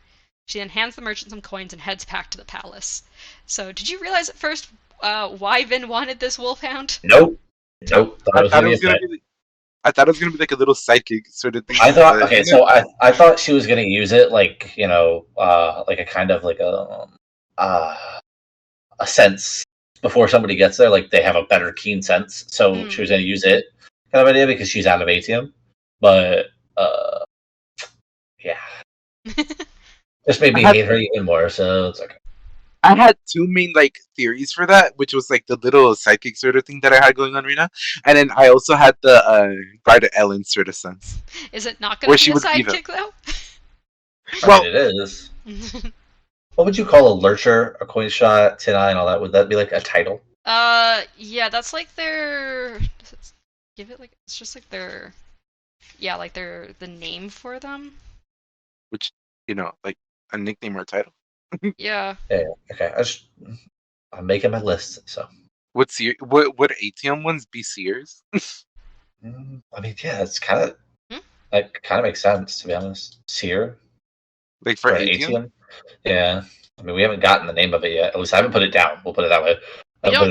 We've never met a Misting who can burn ATM, and I believe that in the first book they said that there's only Mistings of the basic 8 that they know. Yeah. Mm-hmm. Yeah. But to be fair, we don't know. They didn't know shit about anything else but the 8. We don't know a lot of shit. So. Yeah. So once back at the palace, Vin tells Oriser that the wolfhound is his new body. Oriser looks upset and reluctantly says he can use the beast's fur like he can use its bones, as he can't imitate fur on his own. She says this works best, and she's been telling people she wants to get rid of Oriser for a while, and she can't keep replacing stewards. Instead, she can pretend Oriser is just a pet, so no one is suspicious. Oriser finally agrees, but says she will have to command him by his contract, which she does. And then Vin asks how long it'll take. Oriser says a normal body takes a few hours, but this will take longer because of the fur. Before Vin leaves the room, she notices a package on her desk. Inside is a note from a man named Tarion, who states he had sent her a promising metal named Duralumin. Vin notes that Tarion is an allomantic metallurgist, as she finds a pouch of powdered Duralumin and a bar of Duralumin under the note. Can you spell that for me, please? Because I put D, but I couldn't remember what it was. Duralumin.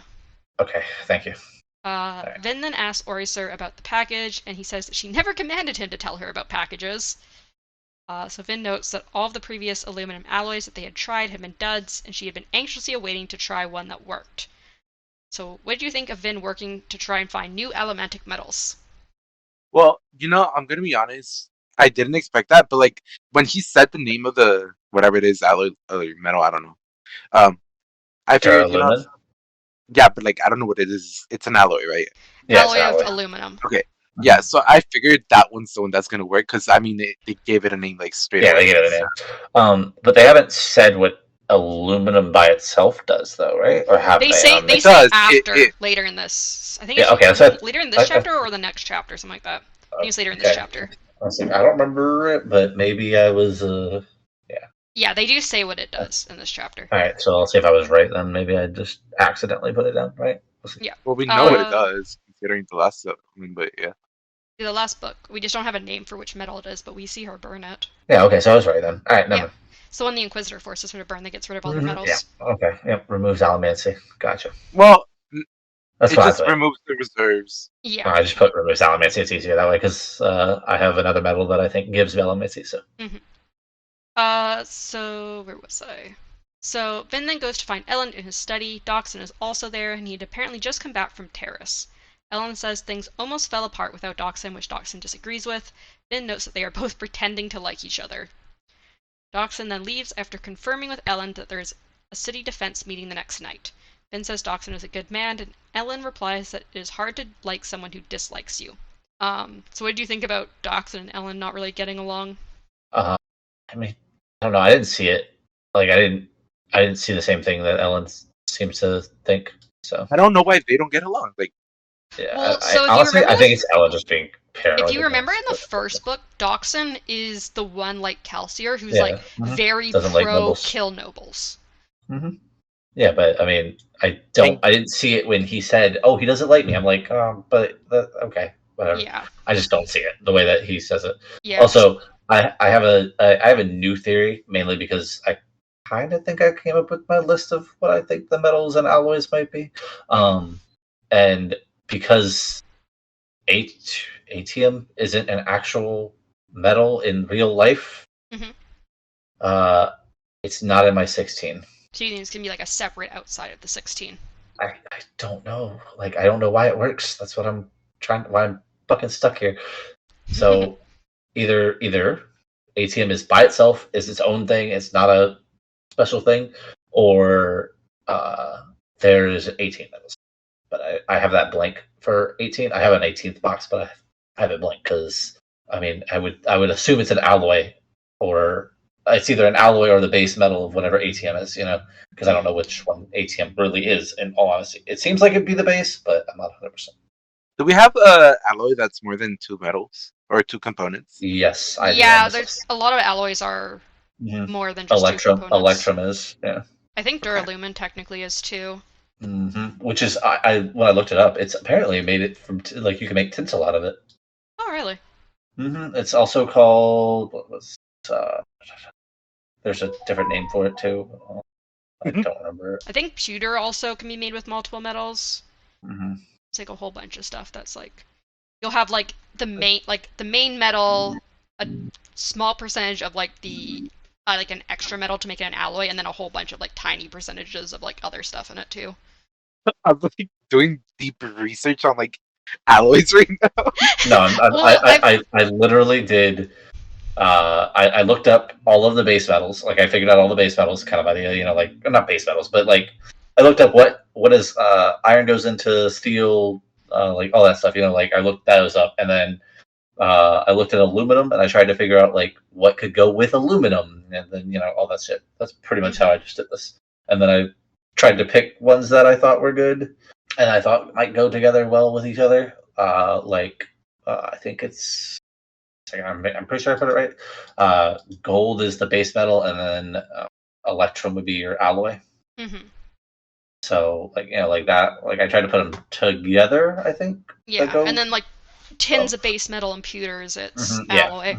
Yep, and zinc and brass and copper and bronze. Yeah, and I think pewter also has lead in it, which is like another thing where like, which is why like they can have. I find it interesting. I find it interesting how they can like choose the percentage of what metals would make what alloys like the best.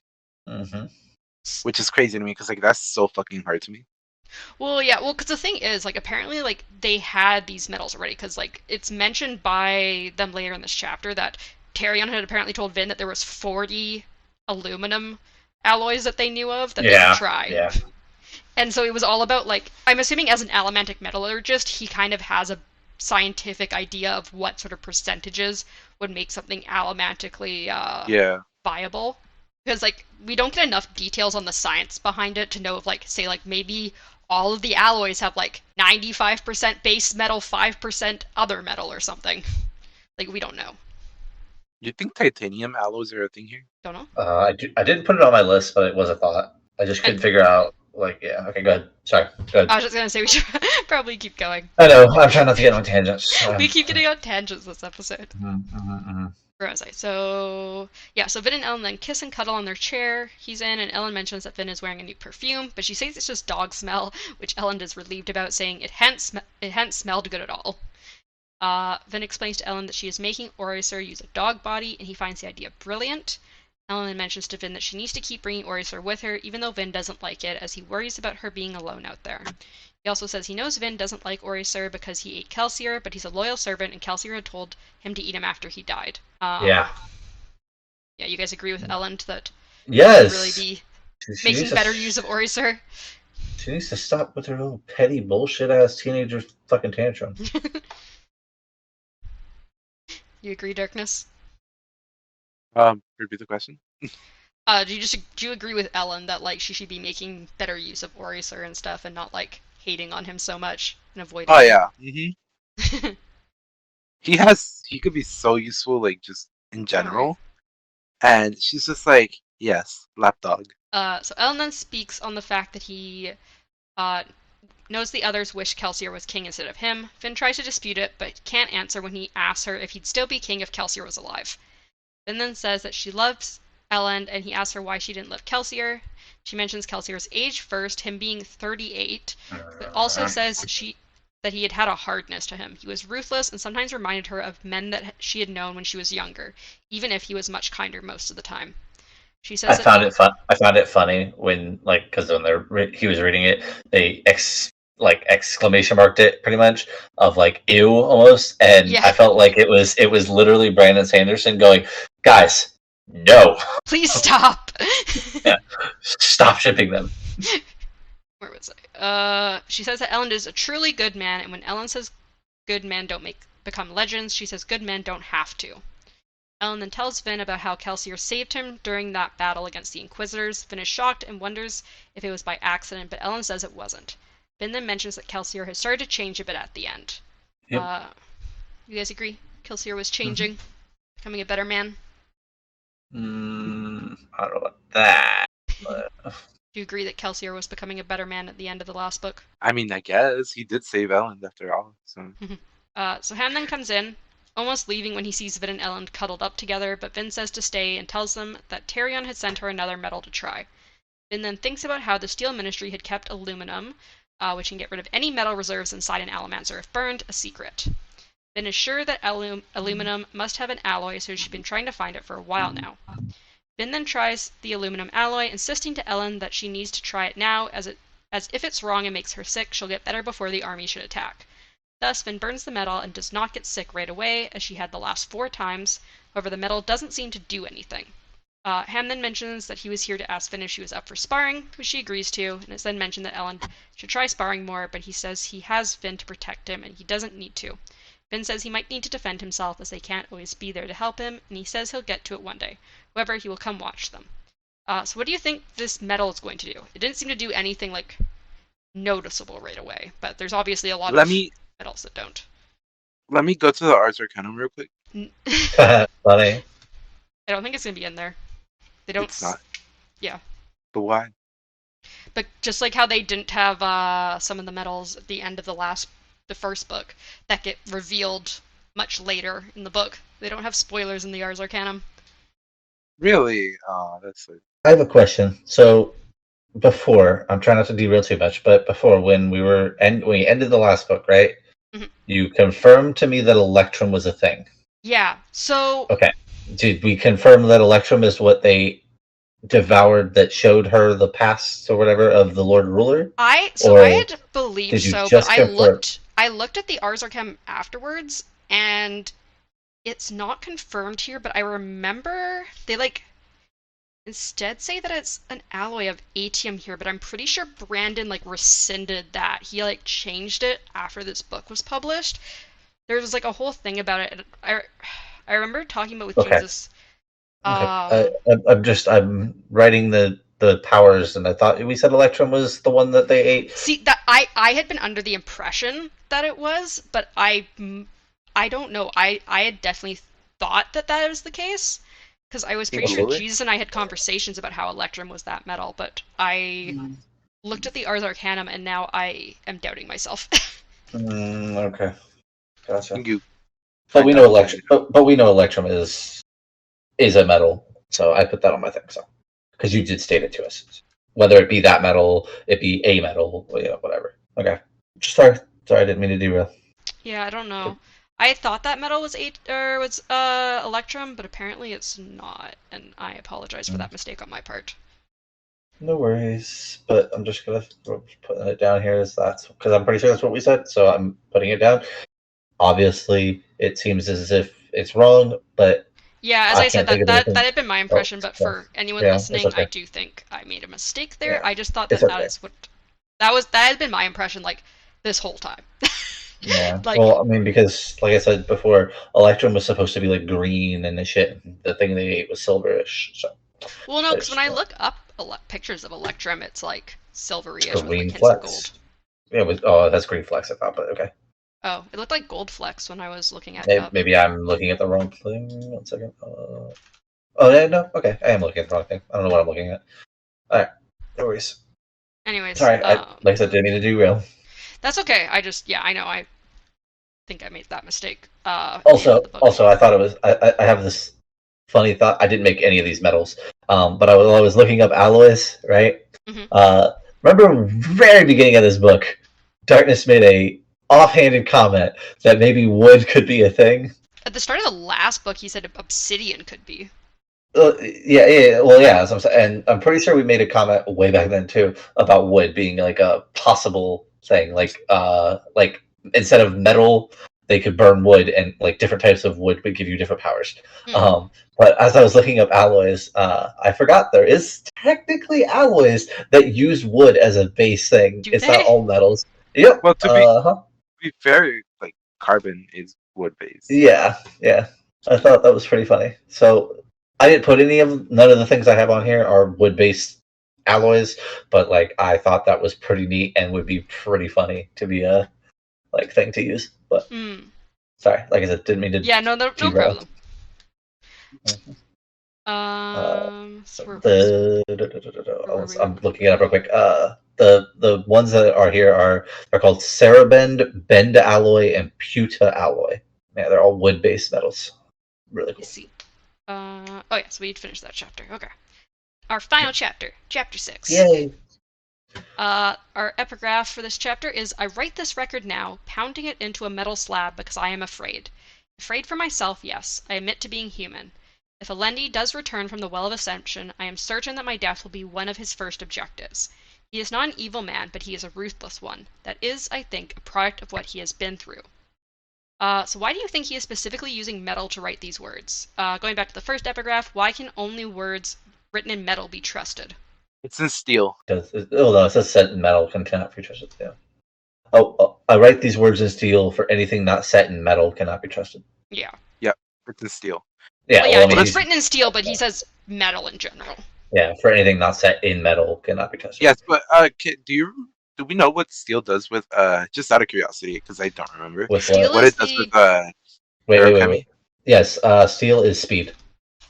Okay. I have that on my list, so I only have the base 8 though.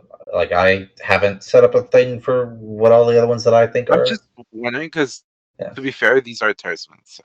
Mm-hmm.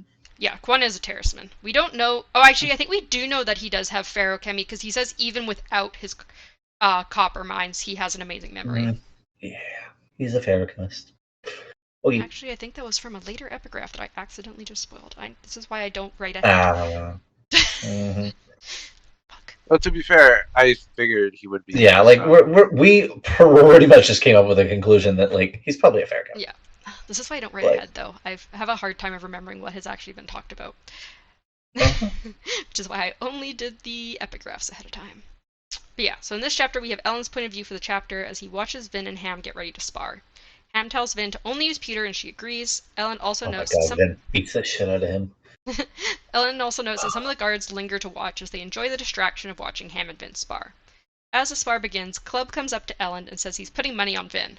Elend asks if Clubs is asking him to bet against Vin, but eventually concedes and also puts down a 10 boxing coin. Clubs then asks where Spook is, and Elend is surprised to hear that he's back in the city. Apparently Spook had left a carving on Club's doorstep with a note that said it was what real carpenters are up to, which is such a fucking sassy ass thing. This man just comes in here and sasses the fuck out of him, though. I loved it. It was awesome. Honestly, I think this chapter is my like, from what I remember, this was like my favorite. Like, this chapter is like one of the better Spook chapters. Like, I'm not a big Spook fan, but I liked this chapter with him. He's pretty funny in this one. Mm-hmm. I mean, this definitely made me more of a Spooks fan. So, Since you don't like Spook, how did he feel when he died? I don't know. Maybe he does die, maybe he doesn't. Everyone That dies was the eventually. I mean, yeah, death is coming for all of us. Mistborn Era 2 is 300 years in the future, so Well, we know that someone's gonna become immortal. so we in know this everyone shit, so. dies eventually. Unless someone No. becomes immortal. Yeah. Continue, please. Yes. So yeah, Ellen then asks about the army, and Clev says that they're doing terribly and he needs more than a year to train them, but he thinks Straff will attack by the end of the week. Another coin is then snapped down onto the railing, a voice stating their money is also on Vin. Ellen turns to see a man with a beard and then realizes it's Spook with a fake beard. Spook says, "Wasn't aware of calling out," and Ellen asks if he's gone back to his street slang, which Spook says only for nostalgia. Apparently Spook had stopped speaking like that over the last year. Apparently he used to give Ellen headaches with his street slang when they first met.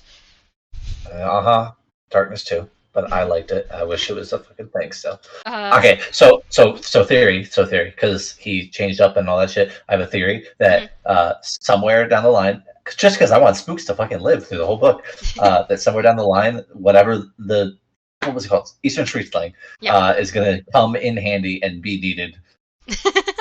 Just because I want Spooks to live and like have a purpose in this group, except for the fact that he's a 10-eye.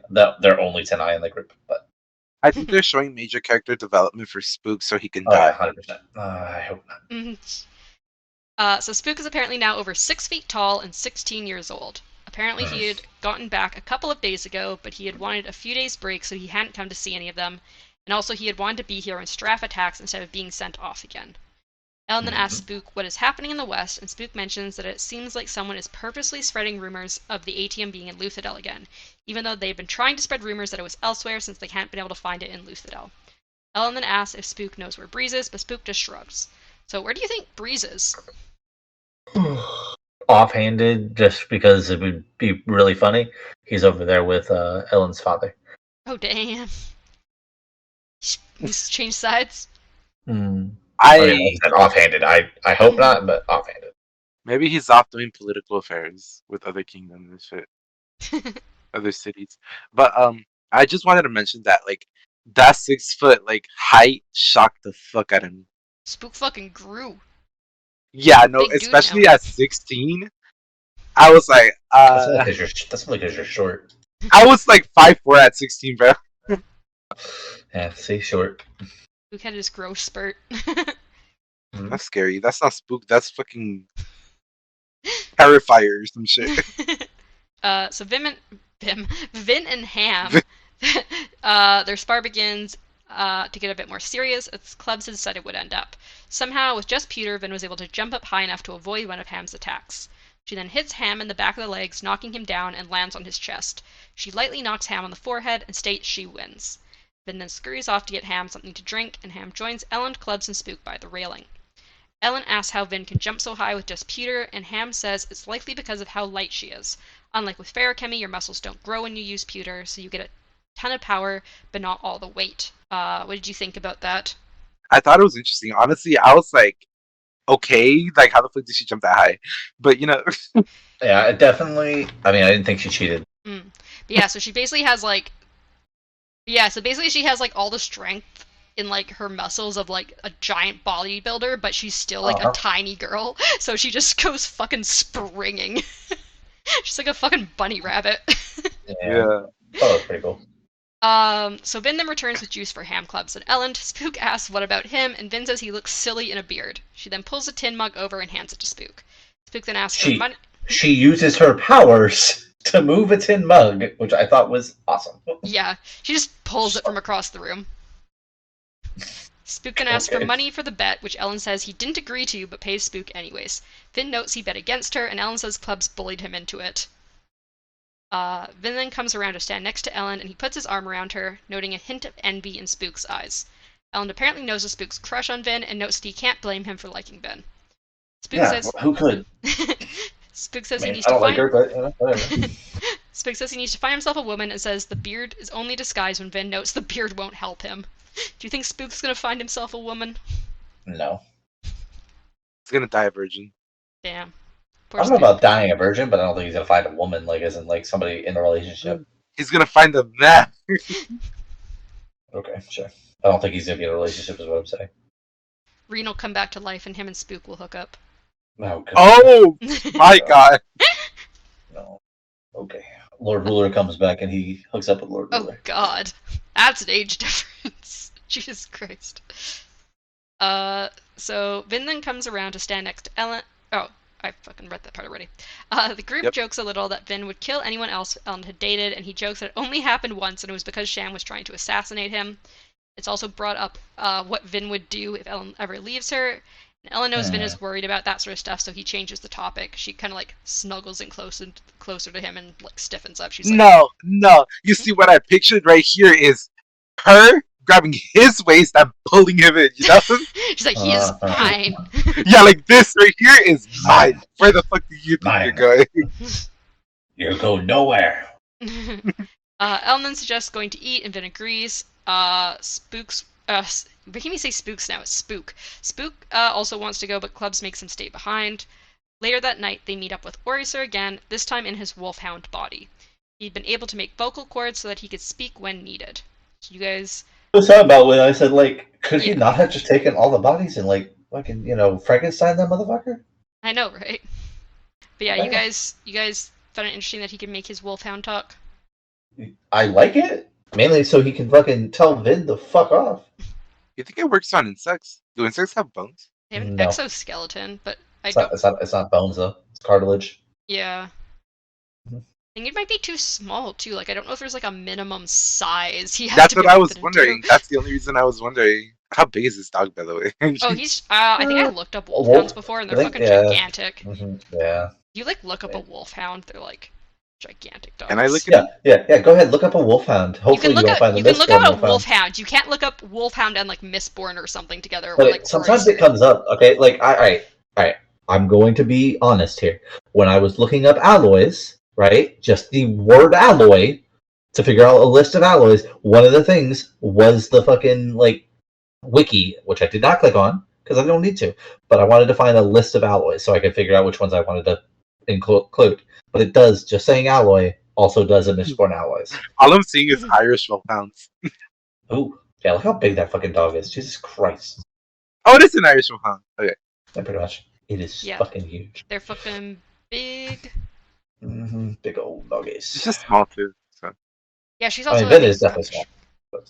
Yeah, there's some pictures of Vin with Oriser, the wolfhound. So yeah. So, where was I? See, you send these pictures, right? Just so you know, that pretty much tells us that he's probably going to stay a dog the whole fucking time.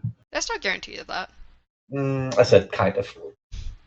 Just so y'all know, I forgot. Oh, okay, good. Okay. Good, no derailing.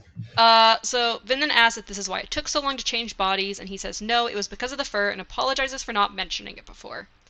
Ben says it's okay, and he did mention it. Ellen then asks how Oriser likes the body, and he says he finds it degrading. Vin notes he's especially blunt today, but Oriser agrees with Ellen that he will follow his contract no matter what.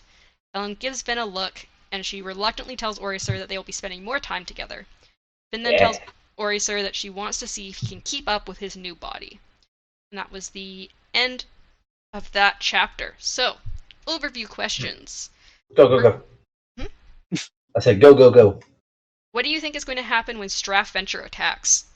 Well, he's going to lose. I don't know how, but he's going to lose. Hopefully the Watcher fucking kills him. What do you think? Do we know? What does his army consist of? A lot of people.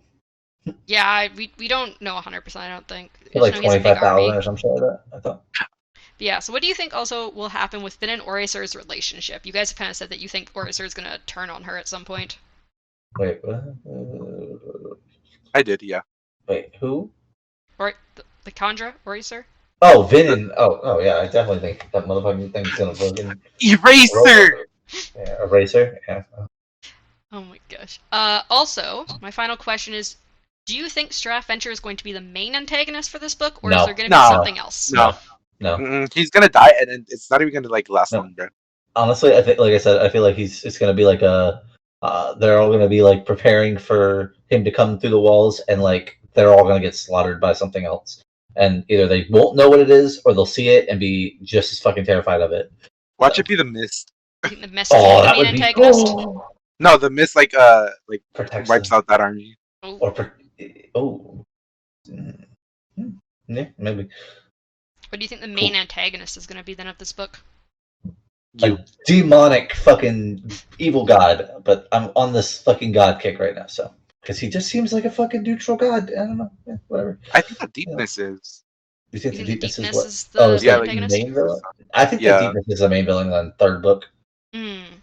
Like that's when they fucking like. I feel like they probably figure it out in this book, and then like they have to fight it in the last book. But that's not the I mean, we'll see. it's a 4-part series. Yes, you're right. Yeah. He keeps It's a telling us three. that. Well, it's a 3-book trilogy for Era 1, and it's 4 eras.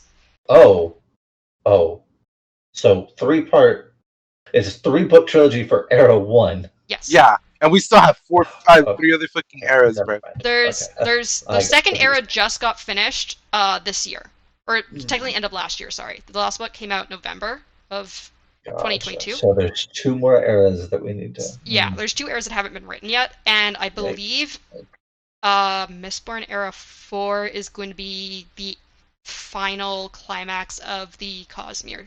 Like completely. Yeah, I believe it's going to be like Ooh. everything's going to come to a head like in that era. When? The Whenever 4th that era comes out. of Mistborn. Whenever it comes out, Yeah. I mean, the way that there's- Ascension puts shit out, it'll probably be out in like fucking a year and a half too. But yeah, he just ended Mistborn Era 2, which was 4 books. Mm-hmm. I'm sure he's got all these other books fucking Which was, like, manuscripted out. Industrial area, yeah. So they've said like Mistborn Era 1 is like kind of like medieval, almost like normal fantasy. Mistborn Era 2 is like industrial. Mistborn Era 3 I think is supposed to be kind of Cold War, like 90s style, and then 4th era is going to be like space age. Excuse me? Yeah. Cool. That's cool. I mean, he's already got a space aged book like series thing though, like that we could read right now because it's not part of the Cosmere, right? Yeah, you can read that. Yeah. Okay, so just let me know when I can go through my list here. Yeah, go ahead. All right, so I'm just gonna start with the ones we know and everything too, because every one of them I'm gonna say it, and then I'm gonna say the other one that goes with it, like in tandem. Because I think I put it to tandem. So iron and steel, tin and pewter, zinc and brass, copper, bronze, aluminum and duraluminum, which is the thing that we just got known. Are these metals and their alloys, or just metals? Metal, and their alloy. Yeah, I think it's metal and their alloy. I think I put it right. Some of these might be mixed so far up, you got but it right. Yeah. The only one I think that's different is the last 2 technically, because I didn't really figure out their alloys. Chromium and nicrosil. Nicrosil, I think that's how they're pronounced. Maybe. And then gold, electrum, and then the 2 that I because I want silver to be a thing, so I put cadmium and then silver. And then I have on the bottom, like I said, I have atrium or atium. And then I have a blank one, but I have the gives allomancy because I want one that has that power. But so for aluminum, I have it dulls allomancy, like it lowers their shit. And then I think whatever the fuck strengthens allomancy. Or the allomantic metals inside you is what I put. But dulls allomantic metals, strengthens allomantic metals. Chromium I put as removes allomancy from someone, like you personally. And then nicrosil strengthens metals and others. So one removes the metals, the other one strengthens. Gold is the past self. Electrum is past sight of others. Cadmium is speeding up time. Silver is slowing down time. And then atrium future sight. And then gives allomancy is whatever. Hopefully there's another one because I want to give allomancy. But yeah, that's what I got. I'm just hoping a lot of these powers work because if you could fucking all right. So the only one that I have a basis on of why I think it might be a thing, the speeding up time thing, slowing down time. I put slowing down time because in the last book, the Lord Ruler seemed to zip over to a spot, like almost like he teleported. So wasn't he just using feruchemy though? Yeah, I think that's just the speed accumulated. I mean, yeah, maybe, but I mean, it didn't really say it. It just said that he appeared in front of her. So I'm feeling like it would be really cool, if either he's really fast like the Flash, so then everything would be slower to him because that would make sense if it's the Farrakami thing, or he can literally slow down time. I don't. I thought I put it in here, but maybe I didn't. I guess I just left it for the other thing. I thought I put in here like being able to pull on metals and other people, but I think maybe I deleted it while I was making this list because he also did that, and that was really cool. But it also could just be the pulling, like metal thing, the lurcher. I wonder what the sensations for Farrakami is. I have a whole you have list to make a whole table for what the Farrakami abilities do for all your metals too. Yeah, I know. I'm going to. I have all the other ones. I have gold is health, ATM is age, bronze is wakefulness. Because you told all of these to us. Yeah, those are in the Ars Arcanum at the back of this. Yeah. That's what I'm saying. They were all there. But I have copper is memory, steel is speed, iron is weight, pewter is strength, tin is sense, zinc is mental speed, and then brass is warmth. But I haven't done any of those. I think tin wasn't just sense. I think tin was a specific sense. Oh, was it? I don't know. I only put sense, but maybe, yeah. Oh no, it is just store senses. You're right. I don't know. I just thought it was a specific one. Yeah, just wrote what you said. So I want to know, like, if it's like Allomancy though, where like they feel like it's a fire burning. But, like, I want to know what so, they feel. Because I thought he said something about the fact that like it's not burning it though. Well, that's what I'm saying. Like, I wonder what they feel. I think Sayes refers to it as tapping into his metal mines. Like he taps them. Like maybe it's like tink tink tink tink, or I mean the other really what I think would be really funny would be like if Allomancy is the heat, then Farrakami is the cold. That's what I was thinking for a bit. That would be really especially cool. Since there are places like the Tasmans or whatever it is, like it's all cold and shit. Yeah. The north. Oh, now I'm gonna have to think of. I'm just gonna use the same list. Probably have to move all this stuff, but yeah, I'll just use the same list and then. Alright. I'll have Farrakami by the time we come back for the next one. Yeah. So next episode is going to be chapters. If I can type 7 to 12. I will make sure to pin this one this time for you guys. It's only for darkness because I can look up and not have blindness. So. So yeah, so chapter 7 through 12 next time, and also chapter 12 is the start of part 2. Curious. Is it a spoiler to know the titles of? I don't think so. Okay. I don't generally give away that much. I don't think. Well, I mean, I just want the titles of the ones we do know, which is part 2 aluminum and. Part 2 is called Ghosts in the Mist. Oh, well, actually, no. You know what? No, it would kind of give it away. Never mind. Because it would tell you then if they were able to be mistings. So okay, so never mind. Also, this book, instead of having 5 parts, it has 6 parts. Last book had 5 parts. This book is slightly longer. So yeah, so that's it for next time, chapter 7 through 12. Thank you guys all so much for listening with us. Bye. Bye. Bye.